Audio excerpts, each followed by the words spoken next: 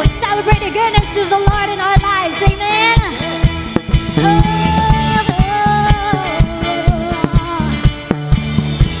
We will declare, this is the day.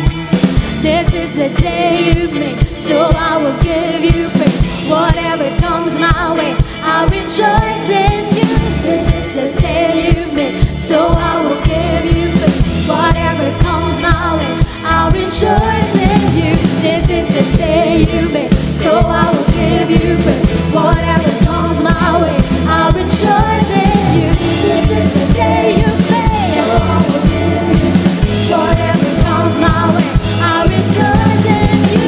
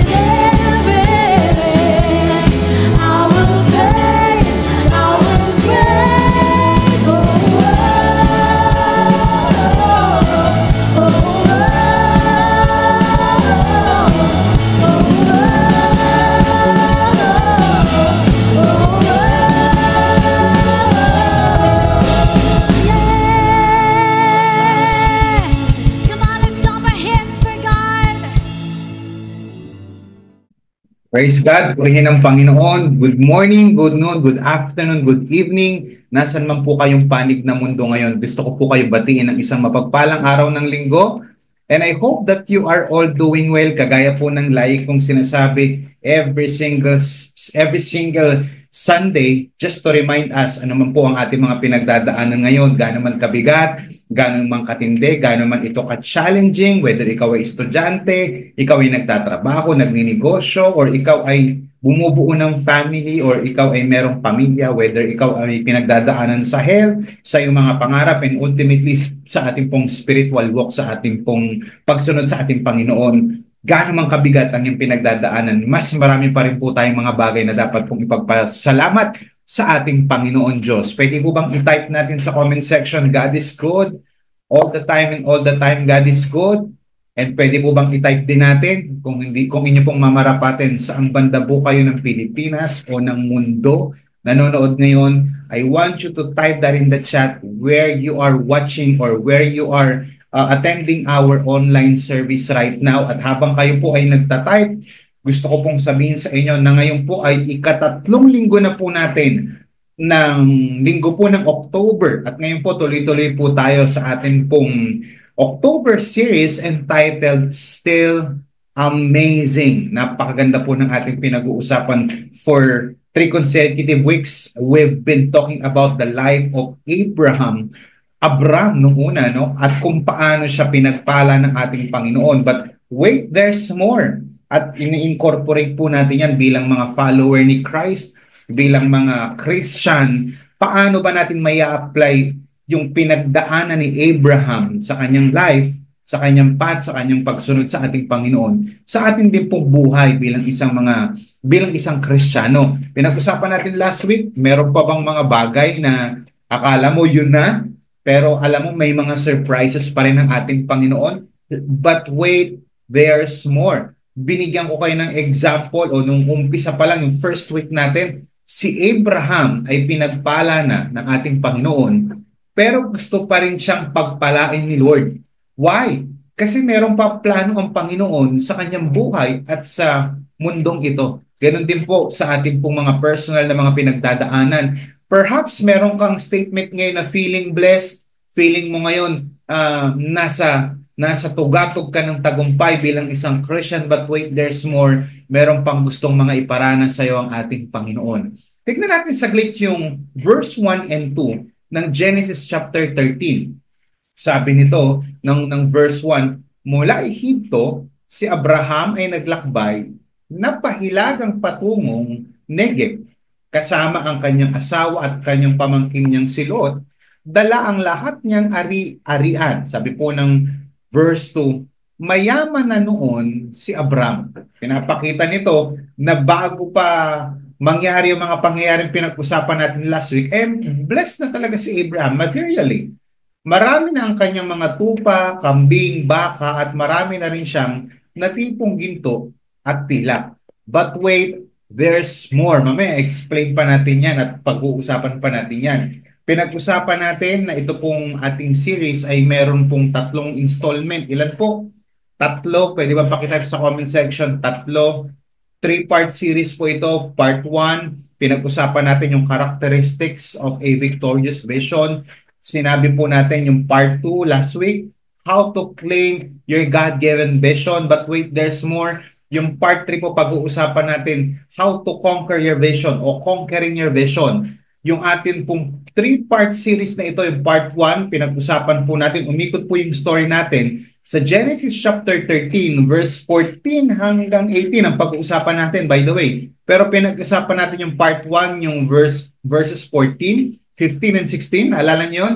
And then yung part 2, pinag-usapan natin yung verse 17 last week. At ngayon pong week na ito, ang pag-uusapan po natin yung verse 18 bilang part 3 po ng ating 3-part series na ito, yung conquering or conquer your vision. Now, I want you to join with me sa Genesis chapter 13 verse 8. Ito po yung last verse. Last verse na pag-uusapan natin sa linggong ito o sa month na ito bago po tayo mag-series break. Now, sabi po ng Genesis chapter 13 verse 18, so Abram moved his tents and went to live near the great trees of Mamre at Hebron, where he built an altar to the Lord. Ang context po nito, pinag-uusapan at patuloy ko pong sinishare sa inyo for the past few weeks. Ito pong Genesis chapter 13 ay kinikwento po yung patungkol sa separation ni Abraham, later on known as Abram, later known as Abraham, at yung kanya pong pamangkin na si Lot. Both men, ito pong si Abram or later on Abraham at saka yung kanyang pamangkin na si Lot, had prospered greatly at yung land po, yung kanila pong tinitirhan, could no longer support them both. Hindi na kayang suportahan ng lugar yung paglago nila. Bakit? Because as their flocks were, lumalago po yung kanilang mga flocks at saka yung mga herds nila, nagkaroon po ng conflict. At para po i-avoid itong conflict na to, si Abraham, binigyan niya si Lot ng choice para mamili kung saan ka. Sabi niya, ikaw ang unang pumili. At si Lot po, pinili niya yung fertile plains of Jordan moving towards Sodom. At si Abraham naman po, on the other hand, nanatili po siya sa Canaan at kanya pong pinagkatiwalaan yung pangako sa kanya ng ating Panginoon. After that, yung story na to, umalis si Lot sa life po ni Abram, later on, Abraham. Si God po, nireaffirm niya yung kanyang covenant kay Abram or kay Abraham. Sinasabi niya na lakaran mo itong lugar na to, north, east, west, south. At itong mga ito ay sa iyo na at sa mga offspring mo. Now, in response doon sa affirmation ni God patungkol sa kanyang pangako kay Abraham o Abram, siya po ay humakbang at nag-create pa, sabi po ng verse 18, gumawa pa po siya ng altar para sa ating Panginoon. At nagsisimbolo nitong altar na ito ay yung ongoing relationship ni Abram at saka yung katapatan ng ating Panginoon Diyos.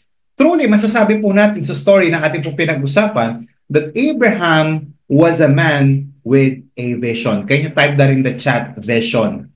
Abraham was a man with a vision. In fact, si Abraham po, o si Abram, sabihin na nga natin Abraham, si Abraham was a certified visionary. Importante na meron ka talagang nakikita sa mga bagay na ginagawa mo. Kasi kung may mga bagay kang ginagawa tapos hindi mo nakikita, hindi mo alam ba't mo ito ginagawa, para saan mo siya ginagawa, you're not a visionary. Importante po na meron tayong vision na nakikita. Whether ikaw ay nag-aaral, dapat nakikita mo na ikaw ay nakakapagtapos. Kung ikaw ay nagtatrabaho, nakikita mo na ikaw ay nakakapag-ambag sa iyong trabaho, sa iyong negosyo, sa iyong family, nagiging maayos ang iyong kalusugan. Nakikita mo bilang follower of Christ. Ultimately, ikaw ay nag-grow by means of pagsuserve at pagbabago ng yung pag-uugali towards other people at towards Christ. Now, sabi ni Thomas Alva Edison, isa po siyang American inventor. Sabi niya, vision without execution is hallucination. Ang isang vision, tapos hindi mo naman ine-execute, para ka lang nag-hallucinate. Para pag ang, totoo ba to? Nangyayari ba to? Kaya pansinin mo, maraming mga pangarap ang hindi naaabot kasi hanggang pangarap na lang. Kaya maraming mga diet ang hindi nasimulan at hindi natapos kasi hanggang pangarap na lang. Kaya maraming mga negosyo ang hindi nasimulan kasi hanggang isip na lang. You see, vision without execution is hallucination. Kaya maraming mga Christians din ang hindi lumalago simply because hanggang isip na lang, hindi lalago ako, hindi mag-grow din ako, makakapag-serve din ako, makakapagbigay din ako later on, maibibigay ko rin ang the best ko kay Lord later on. Hanggang vision na lang, hanggang pangarap na lang, tapos hindi sinisimula.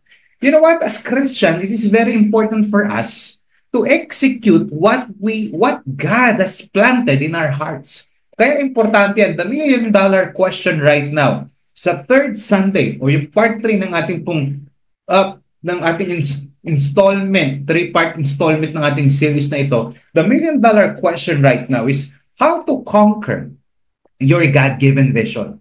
If God has given you vision sa school, sa trabaho, sa business, sa family, sa health, sa iyong mga pangarap, sa relationship mo sa ibang tao, and ultimately, sa pagsuserve mo kay Lord, sa pagiging Christian, paano ko ito i-conquer kung ako ay binigyan ni God ng vision, ng isang pangarap, ng isang gustong maabot sa buhay? Now, importanteng matutunan ninyo yung verse 18. Itong verse 18 na ito ay sangkatutak ng nakaalaman at sangkatutak na sustansya sa ating pang-spiritual para po ma-apply po natin sa ating pong daily living. If you are excited and ready, please type that in the chat. I am ready. Come on. I am ready. I-type niyo po sa comment section. Simulan po natin sa verse 18. How to conquer your God-given vision. Sabi po ng verse 18. So Abram moved his tents and went to live by the oaks of Mamre in Hebron and built an altar to the Lord there.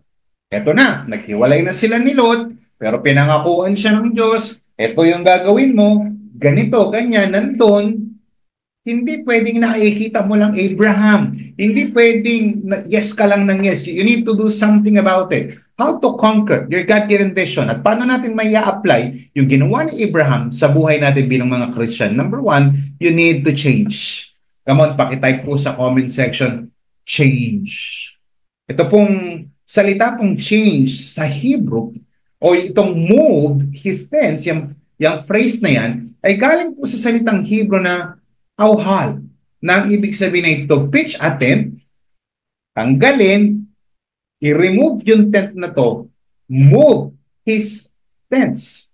Alam niyo po mga kapatid, ang isang certified na visionary ay hindi po natatakot sa pagbabago. So therefore, pwede ko pong sabihin sa inyo, meron po akong karapatan sabihin sa inyo, that if you are a visionary, don't be afraid to make changes. Huwag kang matakot na mag-attempt at gumawa ng mga pagbabago sa buhay mo, lalong-lalo na kung ang pagbabago na gagawin mo ay ikakabago ng buhay mo for the better. Hindi for the worst. Kung ikakabago naman ng pag-aaral mo to, kakataas ng grade mo, go. Ikakaayos ng family mo, go. Kung ikakaayos ng health mo, go. You need to change. We need to change for the better. Etong si Abraham, hindi siya pwedeng manatiling nakikita lang niya. Kinakailangan niyang alisan ang isang bagay para makarating siya sa isang lugar na kung saan gusto ni Lord na mapuntahan niya. Kaya pansinin mo, sabi ng verse 18 sa King James Version, then Abraham removed his tent. You see, ang isang visionary hindi natatakot sa pagbabago. Why? Because nothing will change until you change.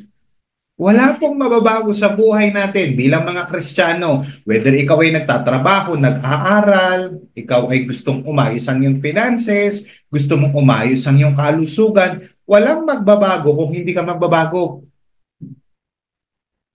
At sa pagbabago, you need to understand this. You need to understand this. Sa pagbabago po, merong mga dapat tanggalin. Maaring ang pinapatanggal sa'yo ni Lord, sige, change. Change your vices. Ibig sabihin, tanggalin mo na yung bisyo mo na hindi magaganda. Meron bang mabuting bisyo? Oo. Kung magbibisyo ka lang din naman, edi yung bisyo mo na ay yung papurihan ng ating Panginoon. Yung na-addict ka sa presensya ni Lord. Yung tipong, you cannot live this world. Hindi mo kayang mabuhay na walang presensya ng Diyos. Ang pagbabago, sa pagbabago, may mga bagay na dapat po tayong tanggalin. Perhaps God is telling you right now to change your wrong habits because habits form you. First, we form habits and then habits form us. At kung ano yung habit mo, yun ang magiging resulta ng buhay mo. Pwedeng perhaps pinapabago rin sa ni Lord yung bad attitude, perhaps pride or selfishness. Gaano karaming mga tao ang hindi nakuha yung kanilang pagpapala. Remember last Sunday, we've talked about unclaimed insurance, unclaimed na mga pamana. Hindi nila alam na meron pala or perhaps nakalimutan nila. Kaya marami sa atin, hindi natin na natatamasa yung pagpapala ni Lord na dapat ibinibigay sa inyo, hindi lang sa kabilang buhay. Kaya kang pagpalain din ni Lord dito sa lupa. The reality is God will surely bless us on the afterlife. At kaya ka rin pagpalain ni Lord even dito sa situation mo sa buhay. Kaya lang, may mga bagay na gusto ni Lord na tanggalin mo. Pakitype sa comment section, tanggalin mo. Tanggalin mo na yung pride, tanggalin mo na yung kadamutan, tanggalin mo yung wrong habits, tanggalin mo yung pagsagot sa magulang, tanggalin mo na sa isip mo yung pag-murmur kapag ka may sinasabi sa iyo ang ating Panginoon, yung pag-question sa Diyos.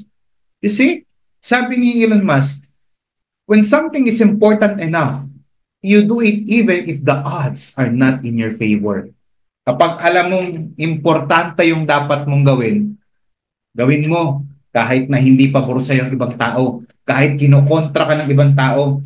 If you're a student and you are listening right now kay Pastor Paul, kahit ayaw ng mga ibang tao na magtapos ka, mag-aral ka pa rin. Ayaw nilang mag-aral ka, makapagtapos ka. Gaano karaming story ang nakakatuwa dito sa ating church na yung family nila, ayaw mag-aral yung mga ibang tao o yung kanya mga kapatid, yung kamag-anak. Pero may mga kapatid tayo na sinasabi nila, Pastor, hindi ako papayag. Kinakailangan ako ang kauna-unahang anak, pamangkin o galing sa pamilya namin na makakapagtapos ng pag-aaral. May mga tao na hindi magugustuhan ang ginagawa mo, yung iyong pangarap. May mga tao na hindi magugustuhan yung pag-aayos mo sa family, sa health. When something is important enough, you do it.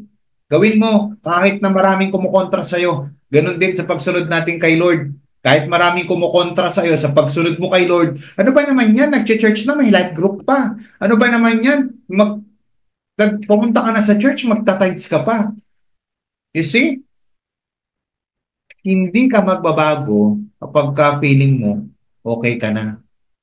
Yung bang okay na ako dito, ganito na lang family namin, mahirap naman kami, edi mahirap na rin kami lahat.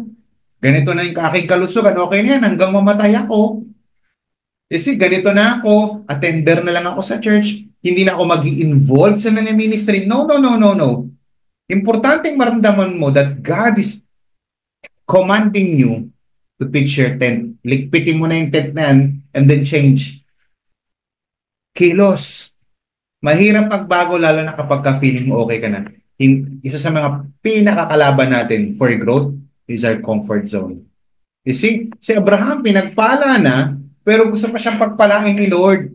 Sabi nga ng verse 1, mula Ehipto, balikan natin ulit. Mula Ehipto, si Abraham ay naglakbay, napahilaga patungong Negev, kasama ang kanyang asawa at pamangkin niyang si Lot. Dala ang lahat ng ari-arian. Meron eh. Kaya nga sabi ng verse 2, mayaman na noon si Abraham. Mayaman na si Abraham. Marami na siyang tupa, kambing, baka. Marami na rin siyang natipong ginto at pila. Kaya lang kung hindi siya susunod sa Panginoon, hindi niya mararating yung full growth potential niya at hindi niya mararating yung lugar na kung saan pinapapuntahan sa kanya ng ating Panginoon. Listen, as Christian, your success is outside of your comfort zone.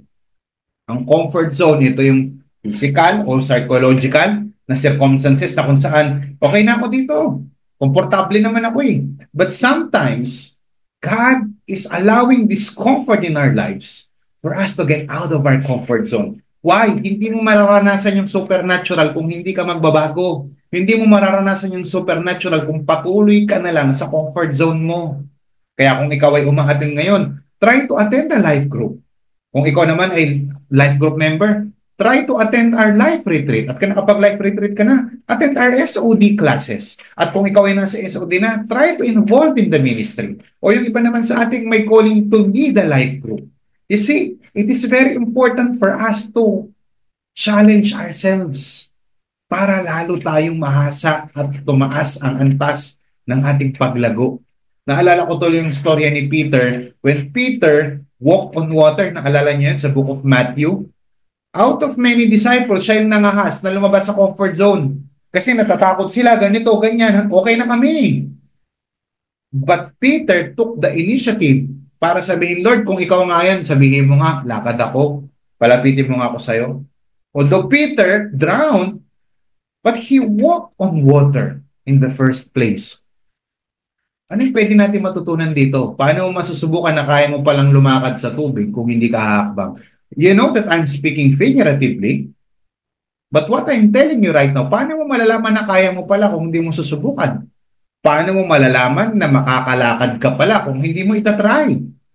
You need to get out of your comfort zone. If you want to conquer your God-given vision, whether ikaw ay estudyante, career man, businessman, family man, sa iyong health, sa iyong pangarap, sa iyong relationship with your spouse, with other people, sa iyong mga kamag-anak, sa iyong personal walk with Jesus, you need to change. Kinakailangan mong magbago for the better. Pwede po bang palakpakan natin ang ating Panginoon? Pangalawa, una po, we need to change. Pangalawa, verse 18. So Abraham moved his tents and went to live.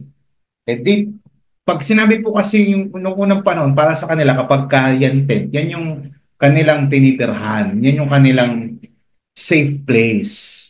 Kaya lang sabi ni God, kilos, di ba last Sunday sabi natin get up. Kaya so Abraham, kaya may so. Sabi niya, so Abraham, may una kasing statement sa verse 17. Kaya sabi ng Bible, so Abraham moved his tents. Tinanggal niya, binago niya, tinanggal niya, inalis niya, and went to live by the oaks of Mamre in Hebron, and he built an altar to the Lord there. How to claim your God or how to conquer your God-given vision? Una, change. Pangalawa, concentration. Everybody type that in the chat. If you can still hear Pastor preaching live and clear, i-type nyo nga po sa comment section, concentration. Yung salita pong to live, sa salita pong Hebrew, ay yashab, na ibig sabihin ay to sit down, to dwell, to remain, manatili, to settle, to marry. Yan po ibig sabihin yan. Now, ang certified visionary po ay extremely, listen to this very carefully, let me just repeat it. Certified visionaries are extremely focused. Pakitype nga sa comment section, focus. Kapag ka meron kang gustong mangyari sa buhay mo, kapag ka meron kang gustong mangyari sa sarili mo, kapag meron kang gustong mangyari sa pananampalataya mo, certified visionaries are extremely focused. Bakit ko sinasabi ito? Dapat importante. Una, change. Pangalawa, concentration. Kasi mahirap ang masyadong malikot. Walang nabubuo, maraming nasasayang na oras, at walang natatapos. Kaya pansinin mo, yung may mga estudyante hindi nakakapagtapos. Hindi ko naman nila lahat. But most of the students, kaya hindi sila nakakapagtapos, masyadong malikot. Pinag-aaral ng magulang, naglalakwat siya. Sinabi ng nanay tsaka tatay, gumawa ng assignment, nag-Mobile Legends lang. Sinabi ng nanay tsaka tatay na kapag may project sa school, sabihin, hindi sinasabi. O humihingi man ng pera, pero they're spending the money, hindi dun sa project, kundi sa kanilang mga gustong gawin lang. You see?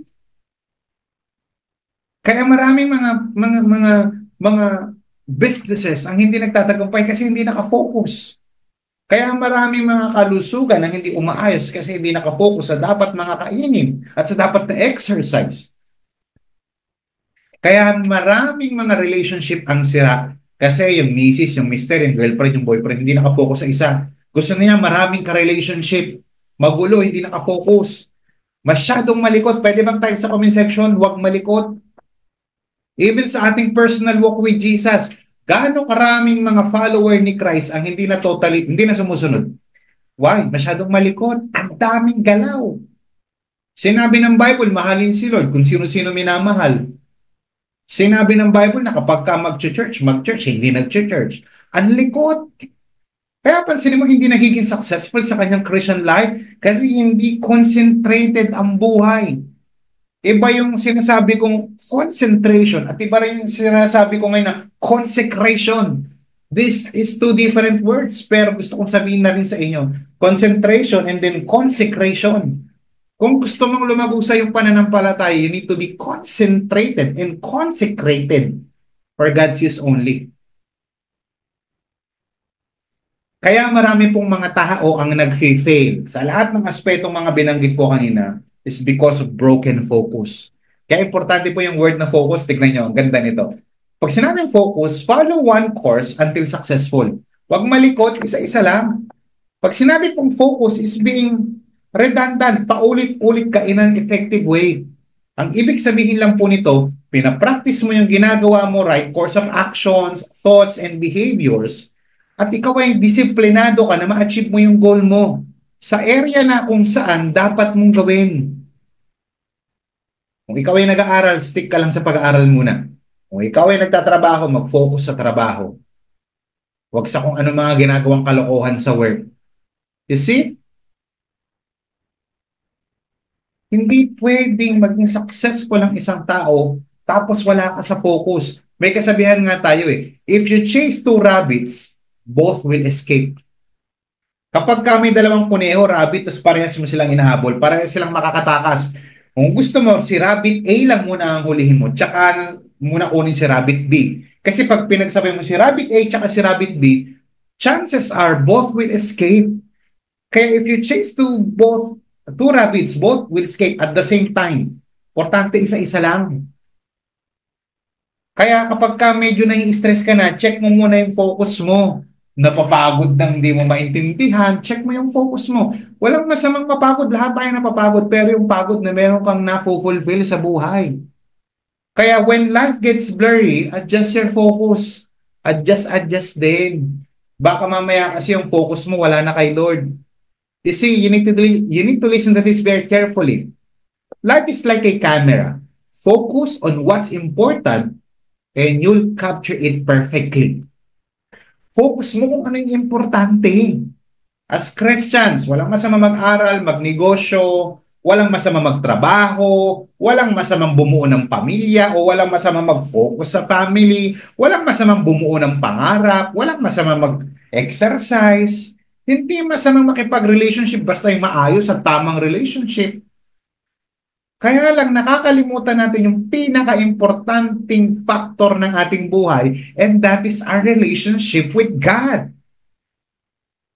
And the moment we forget or disregard our relationship with God, everything gets blurry and you'll never capture it perfectly. If you want to capture life perfectly, focus on Jesus. Kung gusto mong maging maayos ang lahat, you focus yourself, focus your attention on Jesus. Ulitin ko, life is like a camera. Focus on what's important and you'll capture it perfectly. Palakpakan po natin ang ating Panginoon. Are we learning? Are we changing? If you want to conquer your God-given vision, importante na magbago, change. Pangalawa, concentrate lang muna. Huwag kung ano-ano ginagawa. Kapag nag-aaral ka, aral lang. Negosyo, negosyo. Pero ultimately, huwag nating kakalimutan sa lahat ng ginagawa natin. Mamaya, pag-uusapan natin to kung paano mabalanse. Sa lahat ng ginagawa natin, nakasentro dapat yan sa ating Panginoong Jesus. Pwede po pang palakpakan natin ang ating Panginoon. Hallelujah. Now, point number 3. Sabi ng verse 18. So, Abraham moved his tents and went to live by the oaks of Mamre in Hebron, and he built an altar to the Lord there. Now, bago ko po i-reveal yung point number 3, pakinggan muna natin yung isang napakagandang testimony o pag-share patungkol po sa pagbibigay. I am one who gives but never to Him. Alam ko yung pakiramdam ng naghihirap at walang-wala. At kahit nun pa, ako yung sidasal, nangingi lagi kay Lord. From the time na naghirap ako up to the time na nagkaroon ako, I learned the value of being generous. But I never gave back to the Lord. Kaya manlibre sa kasama sa opisina, pero ako yung laging nakakalimot na magbigay para kay Lord. Then, until I read Malachi 3 verse 10, bring the whole tithe into the storehouse, that there may be flood in my house. Test me in this, says the Lord Almighty, and see if I will not throw open the floodgates of heaven and pour out so much blessing that there will not be room enough to store it. I never tested the Lord. Takot ako eh. Pero na-realize ko kung paano ako mabuhay. Tinetest ko pala siya unconsciously. Then, I accepted Jesus Christ as my Lord and Savior. I started giving what is for God. And He gave back blessing na money and wealth could never buy. Great friends who corrected me, guide me, and walk through me with this journey. Ang hirap kaya makisama, magpakulkul sa iba just to please them. But God gave me the great company and community where I don't even need to impress them. They walk with me in my journey towards God, helping me become more like a son to Him. To God be all the glory. Thank you.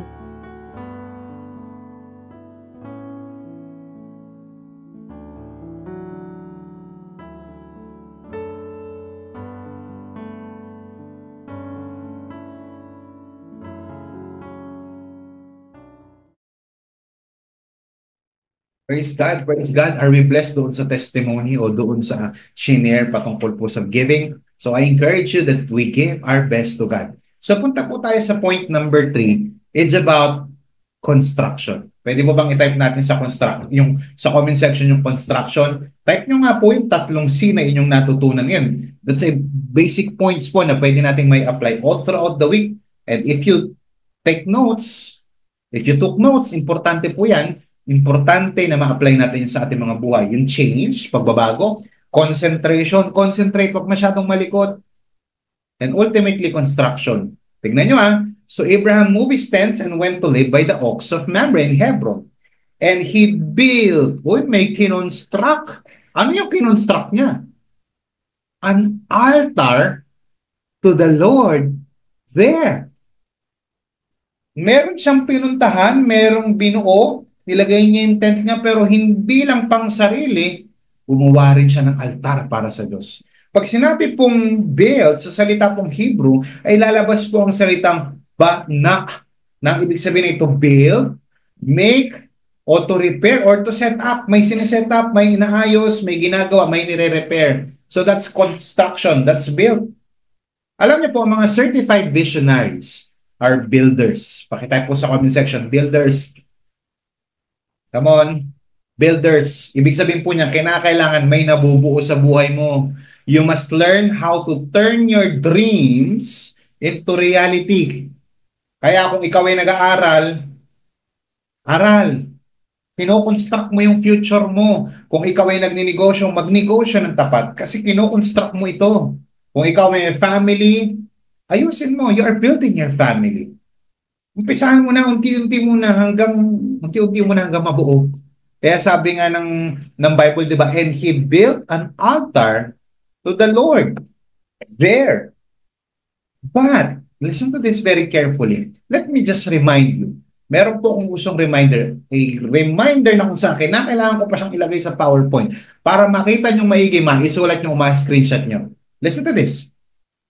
Building anything, whether ito ay trabaho, pangarap, negosyo, financial status, emergency fund, savings, insurance, ano pa, pangarap, health, relationship with other people, relationship with God, building anything. Listen to this very carefully. Must always be in the context of worship. Pakitype nga po sa comment section, worship. Ano po ibig sabihin ng statement na yan? Make sure na sa lahat ng ginagawa mo at season ng buhay mo ngayon, nag-glorify pa rin si Lord while you are building something. Ano po pwede nating matutunan dito? As followers of Christ, ang statement na yan na binanggit ko, yung building anything must always be in the context of worship ay nag-i-indicate po na sa lahat po ng ginagawa natin, whether physical, career, business, whether sa iyong tahanan or spiritual, whether ito ay ministry or personal growth, should be built, listen to this very carefully, should be built in the intention of glorifying God. So ang ultimate goal pala, lahat ng ginagawa natin must glorify God. Ang tanong, are you glorifying God? Sa tingin mo, napapasmile ba si Lord sa ginagawa mo? Because the ultimate purpose of everything we build or pursue in life should be to honor God, making Him the center of all our efforts. Siya ang sentro, ba't ka nag-aaral? Yung iba kasi, ba't mo pasasalamatan si Lord? Diba? Kamakailan lang sa social media. Ba't nyo ba pasasalamatan si Lord? Eh, hindi naman si Lord ang gumawa niya. Ako ang nag-exam, ako ang nag-effort, ako ang nagpasa ng thesis. You see? Selfish. Kung mauunawaan lang natin na kung sino ang dahilan kung bakit tayo nabubuhay, you're gonna worship God every single moment. In the Bible, kapag sinabi pong worship, worship is more than just singing or attending church. Pastor, masama po bang kantahan si Lord? No. Pastor, masama po bang umati ng church? No. In fact, God is commanding us, the Bible is commanding us to sing, attend church, pray to God. That's good, that's not bad. Kaya lang, sa Bible po, ang pagsamba, type na rin the chat, worship is more than just singing, dancing, or attending church. Worship is a lifestyle. Lifestyle of what? Lifestyle of obedience to God. Ang lifestyle po dapat natin nakikita, yung ating mga action, yung thoughts, yung ating emotions, ay dapat po nakikita sa buhay natin yung pagsunod. Because the ultimate act of worship is obedience.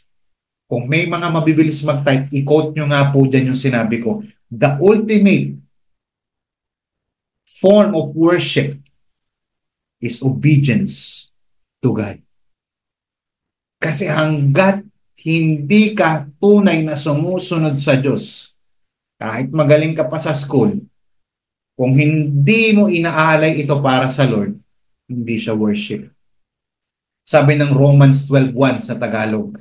Kaya nga mga kapatid, sabi ni Apostol Pablo sa mga taga-Roma, kaya nga mga kapatid, nakikiusap ako sa inyo, alang-alang sa maraming pagkakataong hinaawaan tayo ng Diyos. Ganda o? Ibigay ninyo sa Kanya ang inyong mga sarili bilang mga handog na buhay. Ng Old Testament, pinapatay ang handog. Ngayon, buhay tayo pero kinakailangan nating mamatay sa ating mga sarili para maging buhay kang handog. Sana nakuha nyo, ang ganda nun. Banal at kalugod-lugod sa Kanya. Ano sabi ng Bible? Ito ang tunay na pagsamba sa Kanya. If you really want to worship God, you need to offer your life to Him. Ini-encourage ng Romans 12:1 ang mga believers na i-offer ang kanilang buhay bilang living sacrifice. At ito daw ang nagpapakita ng tunay at proper na pagsamba. Now, paano natin ma-apply sa ating buhay? Bigyan ko example bago tayo matapos. Example, practical example as followers of Christ. Kapag ikaw ay nagbibuild ng career, your job is not just for personal advancement, hindi ito para kumita, para ma-promote. Walang masama doon. Kaya lang hindi lang ganun. Bilang Christian, ito ay avenue, ito ay lugar na kung saan pwede mong i-reflect yung value mo bilang isang Christian sa mga taong nakapaligid sa iyo. To build your career with integrity, honesty, and a servant heart, knowing that your work is a form of worship. Yung ginagawa mo sa trabaho, form of worship yan. Kaya importante, i-treat mo ng tama yung mga tao kahit hindi ka na nila tinatrato ng tama. You honor God by being fair. Paano ko i-honor si God sa trabaho ko? Maging fair ka, maging maayos ka, maging excellent kang worker, wag patamad-tamad. Your career is a platform to glorify Him. O sa pagbibuild ng relationship, are you building relationship? Whether sa friends, sa family, or sa marriage, nagre-reflect dapat si Christ sa relationship mo. Kung ikaw ay lalaki, hindi ka nang babastos, hindi ka nananakit. We build relationship sa pamamagitan ng pagpapakita ng pagkakaisa, pagmamahal, yung nasasamba mo si Lord. Listen to this. You are worshiping God by the way you treat others. O kung ikaw ay nagninegosyo, o ikaw ay nagmi-ministry, when building ministry or business, it should not just be for personal success or recognition. Ang galing-galing mo, marami kang pera, hindi lang ganun yun. The aim should be to use your platform, business or ministry, to serve others, share God's love, and expand His kingdom. Kaya kapag ikaw nagdi-develop ka ng negosyo mo, you must ensure that it operates with godly principles. O maganda yung natututunan natin. Itrato mo ang mga empleyado mo, kung ikaw ay negosyante, kung ikaw ay agency owner, treat people fairly. Pagpapasweldo sa mga employees ng tama, at pag-maintain ng honest sa lahat ng financial deals. Gamitin mo yung portion ng resources mo para mag-give back sa community, para ibigay yung tithes and offering para sa ating Panginoon. That way, you are worshiping God. Para sa yung personal growth. Personally speaking, if you are a follower of Christ, personal growth should be also built in the context of worship. If you want to glorify God, if you want to worship God in your personal growth, this means consistently seeking yung pagsisik kay Lord ng kanyang presensya. PLDT, sa mga matagal na nakaka-attend po dito, importante ang PLDT sa ating crossover people. Kasi ang PLDT na yan, yung mga spiritual disciplines for us to grow in faith, for us to build and grow our faith in Christ. Kaya huwag pababayaan ng prayer meeting, paulit-ulit. Pastor, bakit pa ulit-ulit ka sa PLDT? Yung prayer meeting, live group at Lord's Day, devotion, training, mga conferences, Ignite. Kasi that's the basic. If you don't know, or if you know the basic at di mo ina-apply ang basic, you will be sick.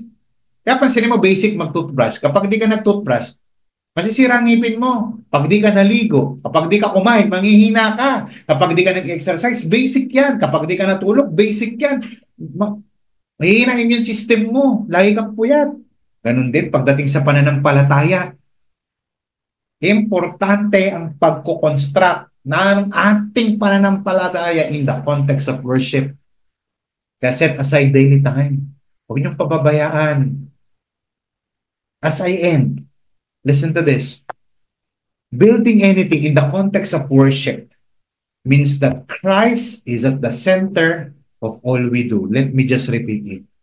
Building anything, nag-aaral, nagtatrabaho, nagpapamilya, nagninegosyo, anything. Building anything in the context of worship means that Christ is the center of all we do at yung driving force behind our efforts is not to glorify ourselves, but to glorify God. Why? Because the chief end of man is to glorify God. Ang umpisa, kalagitnaan, ibig katapusan ng buhay mo, dapat nag-glorify mo si Lord. Start building your God-given and glorifying dream. See to it na yung pangarap, kasama mo ang ating Panginoon. Let me end with Genesis chapter 13, verse 10. How to conquer your vision, change, concentration, construction. Genesis chapter 13, verse 10. At tinignan ni Lot ang kanyang, at itiningin ni Lot ang kanyang mga mata. Literal to At natanaw niya ang buong kapatagan ng Jordan. Na pawang patubigan na magaling sa magkapila-bila. Sabi, kung pasa sa Zohar, bago giniba ng Panginoon ng Sodom at Gomorrah. Yung pinili ni Lot na lugar ay maganda sa kanyang mata. Yung ganda ng kanyang natatanaw, kaya lang hindi alam ni Lot na yung kanyang pinili ay later on gugunawin sapagkat masama ang lugar na ito. Tumingin din si Lot, kaya lang iba yung vision kapag sinasama ka ni Lord. Ang hindi nakita ni Lord, magugunaw at magiging abo ang Sodom, Gomora at ang katabing mga lugar na ito. You see, what can we learn from this? Matutunaw at maglalaho lamang ang isang bahay, buhay, at pangarap kung wala si Lord sa eksena. Kaya siguraduhin mo na ikaw ay estudyante, nagtatrabaho, nagninegosyo, sa iyong pamilya, sa iyong kalusugan, sa iyong mga pangarap, siguraduhin mong kasama mo si Lord. Even sa pagsiserve kay Lord. Pwede kasi nagsiserve ka kay Lord pero hindi mo kasama si Lord. Pwede po yun. Say to it, nakasama mo ang ating Panginoon. Sa lahat ng pangarap na binibuild mo ngayon, are you building a company, agency, a career, a good standing in the school, in the community? See to it, kasama mo si Lord. Kasi baliwala ang buhay, bahay, pangarap at ikinabubuhay mo kung wala sa eksena si Lord. Manalangin po tayo. Heavenly Father, we thank you for this morning, this evening, this afternoon. Father, I pray for forgiveness. We are asking for forgiveness because we have sinned against you. If you don't have a personal relationship with Christ, and if you're considering to surrender your life to Jesus right now, do it now before it's too late. I am preaching not a new religion, but what I am saying right now is that God came here on earth in the form of a man. Ang Diyos nagkatawan tao sa katauhan ni Jesucristo para abutin tayo, para abutin ka ngayon. At hindi aksidenteng nakikinig ka ngayon. God can restore, can forgive, and can redirect your life if you allow Him. If you surrender your life right now. Pastor, how can I do it? Simple lang. Admit that you're a sinner. Believe in the gospel. Believe in the Lord Jesus Christ. Doon sa kanyang ginawa sa cross. Hindi sa kabutihan mo. Kasi hindi ka pupunta ng langit dahil mabait ka. Pupunta ka ng langit dahil sa ginawa ni Jesus. Dahil sa pananampalataya mo sa ginawa ni Jesus. Confess to the Lord right now. Lord, I admit, I accept na hindi ko kayang iligtas ang sarili ko. Only you can save me right now. I don't know kung saan ka stuck ngayon, kung saan ka bagsak lagapak, but God can restore you. God can save you. Just believe in Jesus. Right now, sabihin mo, Lord, I believe in you. I put my faith in you for my salvation. And as a sign, Lord, na ako po ay tunay na tumanggap sa inyo, magpapatuloy po ako. Kasi ang tunay na tagasunod ni Kristo ay sumusunod kay Kristo. Kung tunay kang naligtas, kapatid, ipakita mo sa pamamagitan ng pagpapatuloy sa iyong pananampalataya. Father, I pray for forgiveness, salvation, restoration, and reconciliation sa mga kapatid kong naririto. Kapatid, tanggapin mo ang pagpapala ng Panginoon. Change, concentrate, and construct your life in a way that glorifies God. Maraming salamat po, Panginoon Diyos. Ito po aming dalangin sa pangalan ni Jesus. Amen at amen. Palakpakan po natin ang ating Panginoon. Praise God. If you are blessed, type that in the chat. I am blessed. Come on. Ulitin ko po. Let's continue to change for the better. Let's concentrate our eyes, our attention to God at sa mga pinapagawa niya. And let us construct our lives. Let us build our lives in the context of worshiping. O i-construct po natin ang ating mga buhay na kung saan nakasentro po sa ating Panginoon Jesucristo. This is Pastor Paul na nagsasabing, continue to love God and to love people. And see you again on Sunday as we close our series for the month of October entitled Still Amazing. Pagpalain po kayo ng Panginoon at nawa po maibahagi po ninyo itong magandang mensahe na to by sharing our life today. God bless you. See you.